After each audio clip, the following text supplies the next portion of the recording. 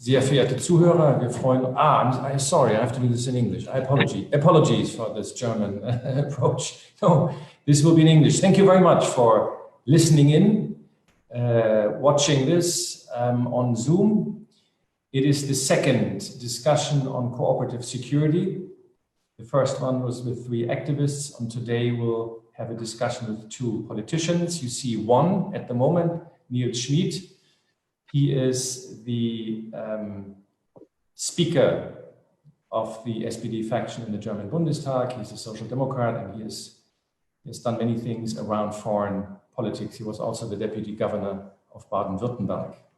The second speaker will be with us in a couple of minutes, and I will introduce her then. The idea of this meeting and this discussion is to go a little bit deeper on cooperative security, something which is in turbulent waters, let's put it that way. In general, European security is not as we like it. It's completely different than 1990. We had high hopes. The OSCE Charter of Paris, cooperative security was the foundation.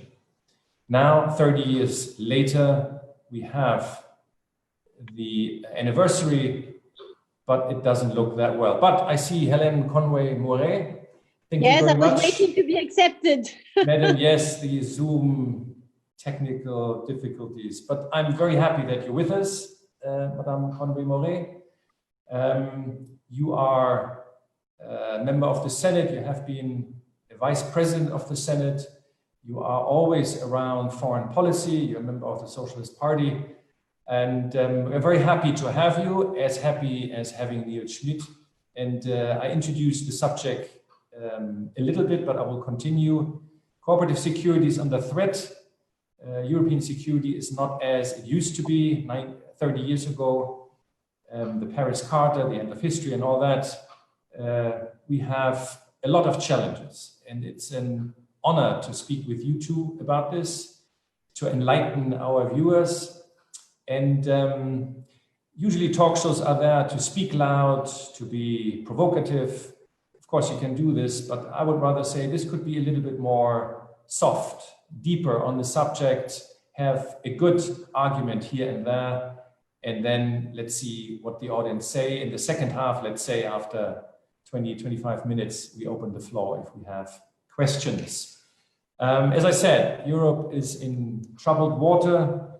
The bigger countries are basically doing whatever they want, not completely, but quite a bit, I have to say. The EU is facing a status they couldn't have imagined for the longest time. They're kind of in between the US on the one hand side, Russia on the other side, and bigger even, and more important, China. And Germany and France are those countries who always cherish cooperative security.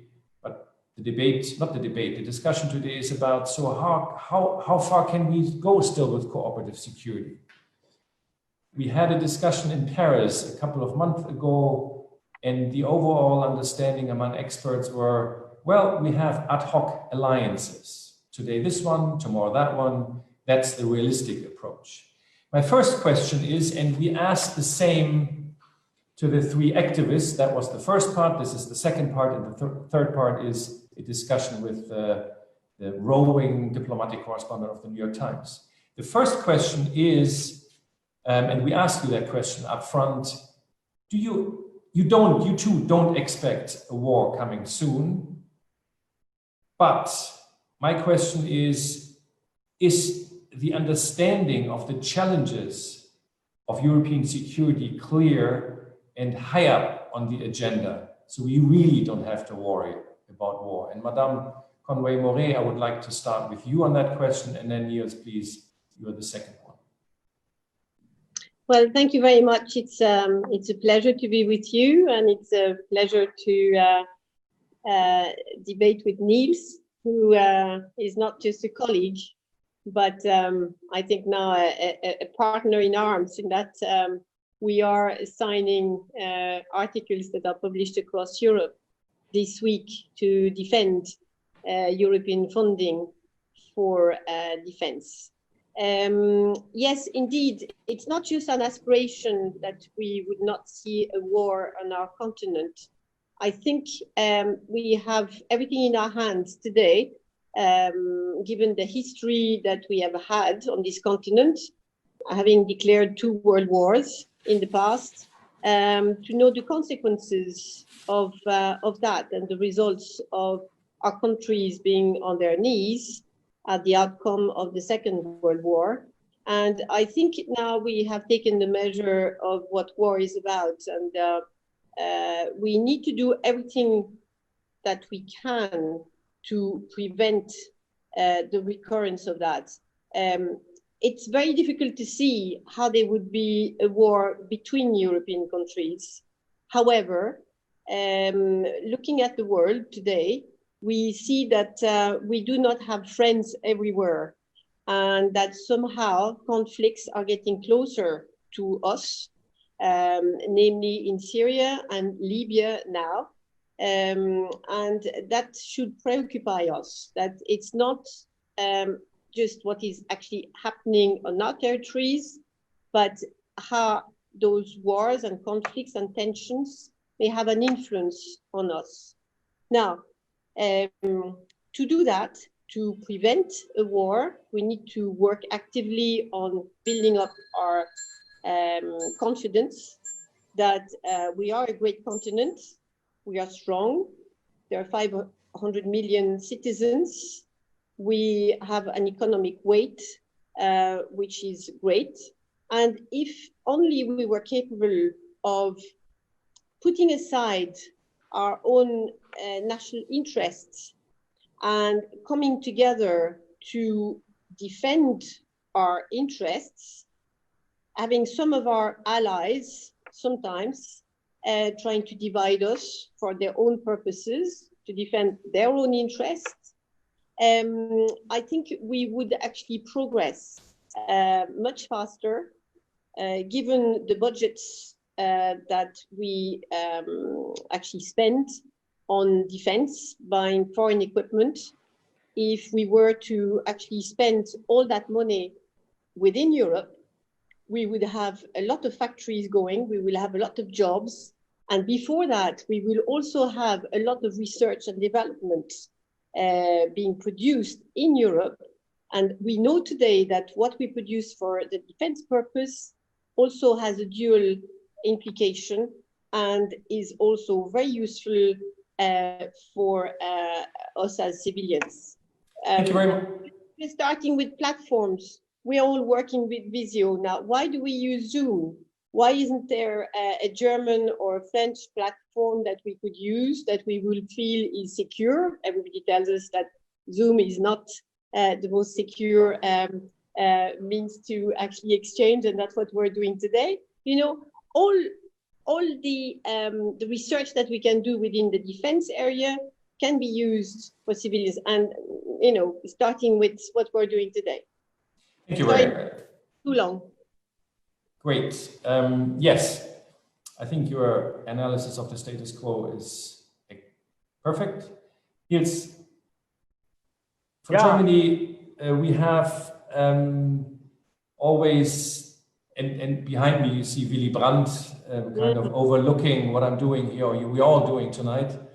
Always this understanding that the engine is here in France, in Germany, in Poland after 1990. So the war is lingering, Niels, isn't it? I mean, we can say, yes, we are united, but we have problems. We have problems around the corner. We have still a war, even though it's officially not that called in Ukraine. Niels, what is it that we can do? Yeah, first of all, I would like to thank you for the invitation, and I'm really pleased to have this discussion with Helene. And it might not be such a provocative discussion this evening, but at least it should be thought-provoking, and that's what we are all about to do this evening. And you started with a very right and correct question about war in Europe. And you know, some even a very short time after the signing of the Paris Charter in November 1990, at the beginning of the 90s, we had the first post-Cold War real war going on, raging in former Yugoslavia. Then came Kosovo, then came Georgia, then came Ukraine, and I do not have a photograph of Willy Brandt at my back, but St. Sophie's Cathedral in Kiev. So even in Europe, within our own borders, we have experienced warfare in the last 30 years. And this is also testament to, or proof to, the fact that the post-Cold War order in Europe might have been cooperative in theoretical terms, but in practice, we have not always lived up to the challenges. And now there are even more challenges because around Europe, we have not a ring of friends, but a ring of fire. So Libya, Syria were mentioned. Look at the Caucasus with Azerbaijan, Armenia. So we are confronted with profound security challenges, and we do not have the right security architecture at our disposal. And it's not only about the rise of China and about some challenges arising from the Middle East. It even puts into question a very important feature of the cooperative security architecture in Europe, which is, or which used to be the role of Russia. So the idea was to include Russia in a way, and the post-Soviet space more generally, into a common European security system, symbolized by the OSCE. And this has not really worked out well. The only thing which provided real hard security to European countries is NATO. But this was a very controversial move within Europe, especially vis-a-vis Russia. And now we have to talk about issues like who lost Russia and all these ideas coming out of a 30-year period after the signing ceremony in Paris. So this shows that there's a long way ahead of us for establishing a real cooperative security feature within Europe. And at the same time, I agree with Helene that the European Union as a security organization, it's also an organization of collective security enshrined in its treaty, that the European Union has rather increased its security influence, impetus in the last few years. So I would like to tell a more positive story about the last few years, although there have been so many challenges. But take JCPOA, the Iran nuclear agreement, take the still very united front against Russia following the annexation of Crimea, take even the very bad case of Brexit, where we still stand together. So I believe that in terms of EU security policy, there has been some progress, and the European Defence Fund and PESCO is part of that. Thank you, Nils. Okay, fair enough. So far we have a status quo, which on the one hand side is not so good, but on the other hand, according to you, we're working on it. It could be worse. Now, going back to you, Madame Conway-Mouret, your president has introduced an initiative towards Eastern Europe, especially towards Russia. He has been to Poland to explain it. He has clearly been to Germany and to other countries. Now,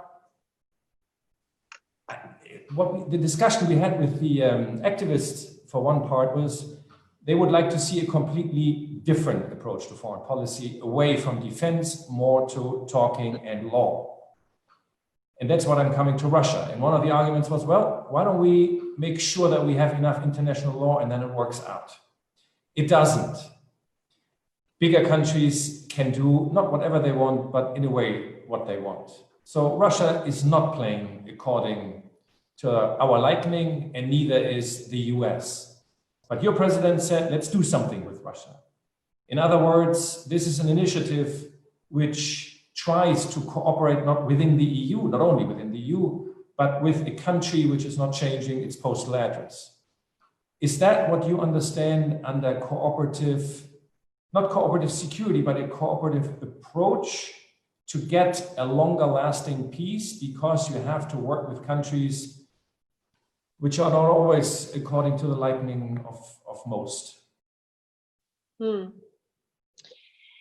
France has a tradition to speak with everybody. And I think the mistake that President Macron made was to take the initiative on his own, and see that maybe he could reinstall some kind of dialogue with Russia, and that if he were on this, I suppose, trusted dialogue, that he would be able then to turn to our European partners and say, you know, it is possible. I've opened the door, we all get in, and now, you know, it is safe and we can move forward. I think it was a mistake, because not only did our European partners not know about it, but the French people didn't, neither did his ministers. So it was a kind of a solo initiative. He seems to be, you know, seems to be part of his own personality. I mean, he behaves in this way as well on French internal policies, not just international policies. So I think that was a mistake. However, I think that somehow his instinct is right. We cannot change the geography. Russia is attached to us on our east border. And it is in our common interests that indeed we have a peaceful and trusted partnership with that country. Anytime that we do something that doesn't please Russia, we see them getting aggressive and showing their muscles to remind us that they are in a great country, and that if on our eastern border we have some countries that do fear Russian interference, I think Russia equally fears, rightly or wrongly, a NATO interference or a European interference. So at some point, somebody has to take the initiative to say, let's stop that build-up of tensions. We do not like what you did in Crimea. We impose sanctions, and you know, France is perfectly okay with that, and we don't want to change it, even though we feel that somehow maybe Russia is not going to change its mind very quickly on that issue. However, on the Ukraine, we can do something, and we have to do something, but we can only be useful if ourselves we are strong, that we are united, and that we don't live in fear of a Russian invasion. We need to remind the Russians every time that they interfere with cyber attacks, that we are not naive, that we know it's coming from them, and that we will fight back, and we have the means with sanctions and, you know, international order and so on to have international if like meetings where we can denounce this. But on the diplomatic level, we need to speak to them, and we really need to try to bring down that build-up which we see of a new Cold War. Now, I'm going to say something a bit provocative, but somehow it is in the interest of the US to have us in this situation with Russia, simply because we need to reinforce our defense forces, And we see that Poland, for instance, is playing the game fully, even more than Americans' expectations on the matter. And that somehow we continue to be divided as to whether we should have a European defense, because we do not want to offend our American partner, which is again, we're auto-censoring ourselves. You know, we're not moving as far or as fast as we could and should because of them. So we need to also take that into account. What is our relationship with the Americans today? Are we to defend their interests or our own? And do we want to be caught in between American and Russian buildup of tension, American and Chinese buildup? Where is the place of Europe?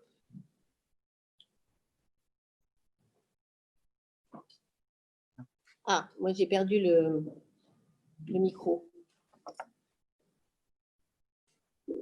I can't hear you. Apologies. Okay. The mic is. Yeah, okay. The question, Nils, and I introduced the subject. EU is possibly in a position which it could never have imagined, in between. Yes, we are transatlantic, and yes, we're part of the NATO. We don't have to discuss that. It's very clear. But also, the US is a challenging country, and it's becoming a more challenging country. And possibly this has nothing to do with any administration, just how it is. The US is also wondering what to do. So in this sense, what can cooperative security then do? Yes, we can talk to we will talk to Russia and other countries, but if the EU is not so united as it is, and the EU is needs so much cooperative security, what can be the role, for example, of Germany to make sure that we have a certain unity in the EU, which clearly we don't have, and on the other hand, to deal with challenges from countries which are big enough, not really looking for cooperative security? Yeah, first of all, I fully agree with Helene on the need for dialogue with Russia. And I have rather some problems with the form, not with the substance of President Macron's initiative. As Helene rightly mentioned, it was not really coordinated with Germany and on the EU level, but there is definitely a need to engage in a dialogue with Russia without having any illusions about the nature of the regime there, as long as Putin is in power. But still, there is a need for the European Union, for European countries to talk to Russia. And I would even say that I'm very glad to see President Macron taking the initiative to reinvigorate the Normandy format. When I entered the Bundestag in 2017, 2018, there's a total lack of diplomatic activity from the French side on the Ukrainian issue, on the Ukrainian war, because the French government rightly considered that there would be only a window of opportunity for diplomatic activity after the presidential elections in both countries, in Ukraine and Russia. And that proved to be true.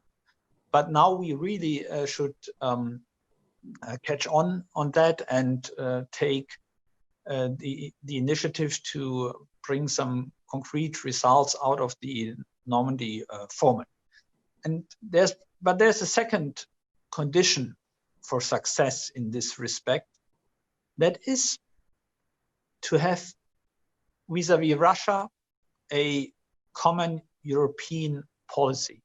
And that means that we have to take into account the interests and the views of our Eastern and Central European partners, NATO partners and EU partners. There can not be any dialogue with Russia over the heads or even to the detriment of their interests. And that is a very important point, often overlooked by our traditional Western European partners.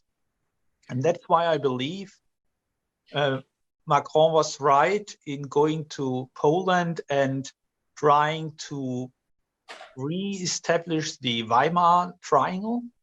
So I believe that many European security issues should be treated within this framework, not only Ukraine, maybe Belarus and other issues as well. And I believe that this is one example where European unity is important. And to come to the broader question you asked me about European security, I believe that we need to build up European sovereignty, not only in military matters, but in the diplomatic field, in financial, commercial, technology field. This is important to have leverage other than the simple use of military force. We know that we have to rely on our own competences, potential. We cannot rely as much on the United States as we used to do. And at the same time, we are faced with more challenges. We mentioned the rise of China. And then there is one last aspect, which I would like to bring into this debate. That is the fact that we do not only need to reach out to Russia, but we also need to reach out to Turkey, which is a very difficult but crucial partner of Europe as a NATO member state, as a partner of the European Union. I want to avoid a future situation where we would sit together one evening talking about the question, who lost Turkey? And we are on the brink of losing Turkey for different reasons. But I hope that as we are doing or trying to do in our relationship with Russia, we also need to have a European agenda for our relationship with Turkey. This is as important to European security and to a cooperative approach to European security as our relationship with Russia. And to achieve this goal, we need to deploy all our instruments. And they are not only military, there are economic incentives, there are different incentives, diplomatic incentives as well, when I look at the Eastern Mediterranean. But this is very important, and I hope that our French friends will join us in this effort.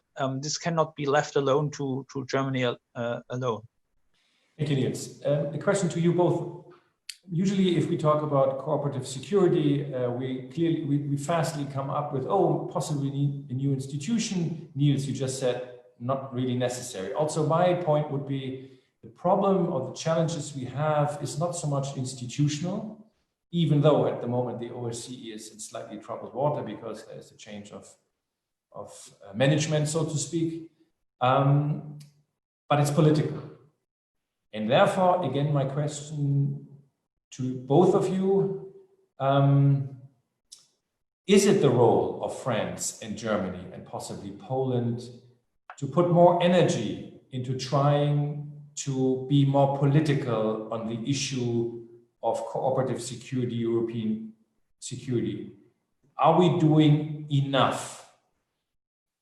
Has it been clear to all the countries that we do have a serious change from the last 10, 20 years?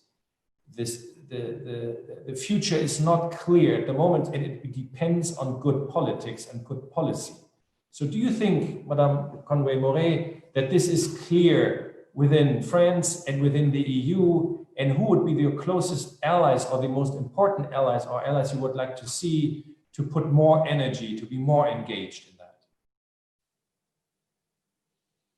there are a lot of questions, so I'm not too sure which one I will start with. The last one. Are we doing enough? Pick. Are we doing enough? I don't think so. And the epidemics that we're trying to deal with showed that there can be more solidarity than there can be more cooperation, and that there are weaknesses on our continent that we can address at a national level, and I think we've all started, but equally to put systems in place, and we don't need to change the institutions. I think we have everything in place. Then it's a matter of political will. And it's a matter also to think that this European project, which still remains unique, no continent has come together with different countries that were at war with each other over time to actually build peace and move forward and actually build something together. Europe is still unique, and that's why Monet, I think, talked about, making small steps that will, secure the building to make sure that it is strong enough never to collapse again. And we're still building it. We're still learning. We still have sometimes egoistic approaches to the various projects where we feel that it is more important that we get the biggest part of a project than that the project succeeds at the European level for our own good. So I think we're still in the making, but that there is an awareness, and there is an awareness where we cannot have those Monet's small steps anymore, because the world is changing very rapidly, and we need to react equally rapidly if we don't want to be left behind. And what Nils said something earlier, which I think is very, very important. We need to be as inclusive as possible. Our geography makes us, with Spain and Italy, looking south as regards threats. The east part and the north part of Europe looks east. We need to put all these threat analysis together and see what do we put in place to cope both with the threat coming from the south and the east. And Neil is also right. It's not a military answer that we need. Military action is the last resort. It's when diplomacy has failed, and it's when everything else has failed. So we need to work, because we have this great advantage to be at peace, to be strong, to be rich as compared, other countries, to actually put all that we have in preserving that peace and going beyond our borders and trying to use our diplomacy, because we, for our allies, are a strong ally, coherent. They know that they can rely on us, and that is important. And that's why we need to build that force to be somehow respected and to be accepted in that first category of continent countries, or countries that are continents. Thank you very much. And Russia. Thank you very much. Neil, are we doing enough? Are we understanding in Germany that the European security as we know it, as we have it, is under threat? Are we doing enough politically? Well, we should definitely do more. And I see three areas of improvement. One is we need to develop Europe's own capacities. There might be some need for building up military capacities independently of NATO or in complementarity to NATO, but it's about diplomatic, financial, economic, commercial capacities. Take Iran.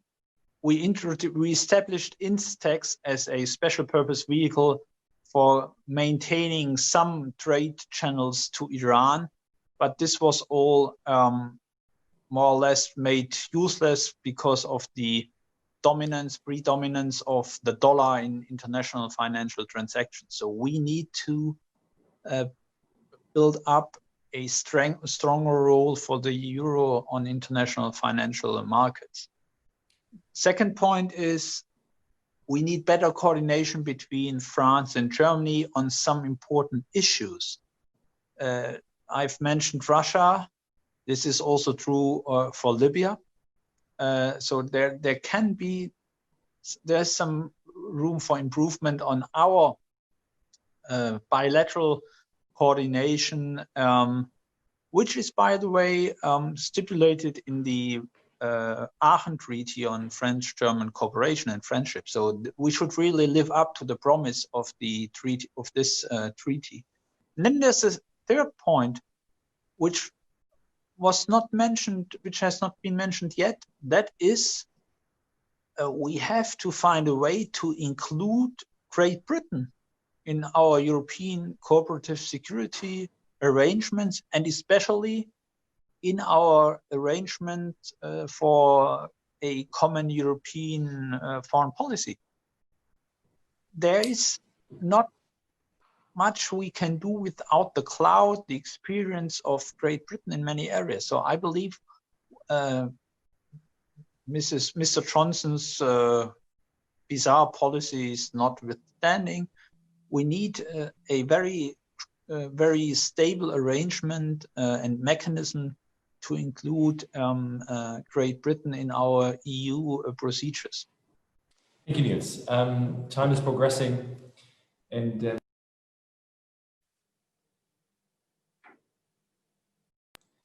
time is progressing, and I can't hear you. It goes. Time is progressing, and I think you have other things to do. The question I have for the last one, and please be short, this was a result of a talk we had activists with activists a week ago. They're very much for multilateralism, they're very much for cooperative security, but they themselves said they were accused of being romantic, naive, because now it's the time of hard geopolitics. Who has the most weaponry? Who is tough? And we know the countries who behave like that. So what would be your answer? And now we start with Nils to say, well, what would be your answer to say to those who say, you know, cooperative security is actually something of the past? Well, I would tell them, just look at the past. What were the results when the law of the jungle prevailed? I believe that multilateralism is complicated, and there are multilateral organizations that have to be reformed, but we need to strengthen at least the existing features of multilateralism, especially as Europeans, because otherwise we cannot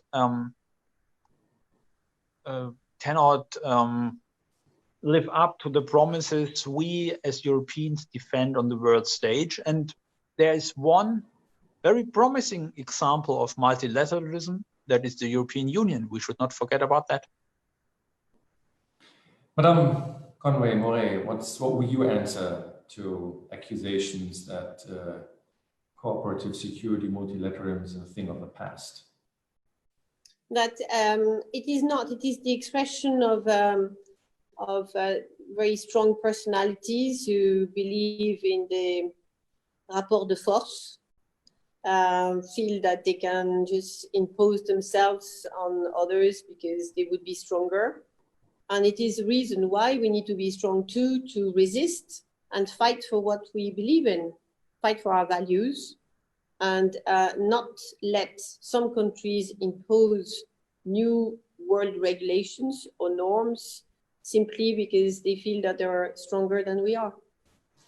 That was a very positive coming together. I didn't expect that after cooperative security is under threat. Thank you very much, Madame Conway-Mouret and Nils Schmid, in different countries from different perspectives.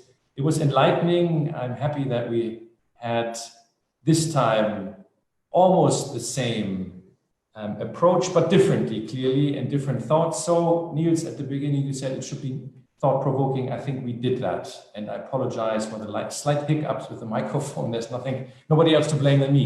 Thank you very much. Thank you very much for tuning in. And don't miss the last one with Stephen Erlanger from the New York Times.